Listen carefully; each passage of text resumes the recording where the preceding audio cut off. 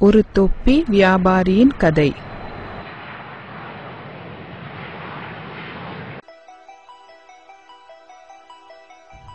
ஒரு நாள் ஒரு தொப்பி வியாபாரி ஒரு ஊர்ல இருந்து இன்னொரு ஊருக்கு செல்லும் வழியில் ஒரு மரத்தடி கீழே அமர்ந்தான். ரொம்ப குளிர்ந்து காற்று படவே தூங்கி போனா அந்த தொப்பி வியாபாரி.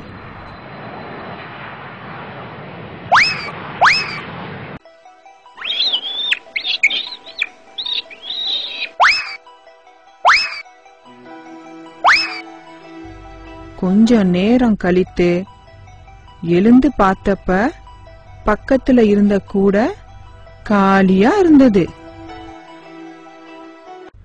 தொப்பி எல்லாம் என்ன ஆச்சுன்னு மேலே நிமிர்ந்து பார்த்தான். அந்த மரத்து மேல ஒரு குரங்கு கூட்டம் ஆளுக்கு ஒரு தொப்பிய தலையில் போட்டுக்கிட்டு இருந்துச்சு. குரங்கெல்லாம் தொப்பி வியாபாரியே பார்த்தது. அந்த வியாபாரி நினைச்சான், இந்த தொப்பி எல்லாம் எப்படி இந்த குரங்கு கிட்ட இருந்து வாங்குறதுன்னு. உடனே தலையில இருக்கிற தொப்பிய கையில எடுத்து தலைய சொரிஞ்சான். அதே மாதிரி குரங்கு கூட செய்ய ஆரம்பிச்சது. அப்போது வியாபாரிக்கு ஒரு நல்ல யோசனை தோணுச்சு.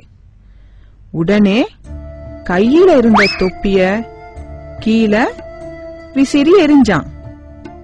அதே மாதிரி எல்லா குரங்குகளும் விசிறி எரிஞ்சது. வியாபாரி கடகடன்னு அதையெல்லாம் எடுத்து கூடையில வச்சுக்கிட்டு ஓடி போயிட்டான். பார்த்தீங்களா குழந்தைகளே, அந்த தொப்பி வியாபாரிக்கு எவ்வளவு நல்ல யோசனை தோணுச்சுன்னு. அதே மாதிரி நீங்களும் எதையுமே யோசிச்சு செய்யணும். சரிதானா?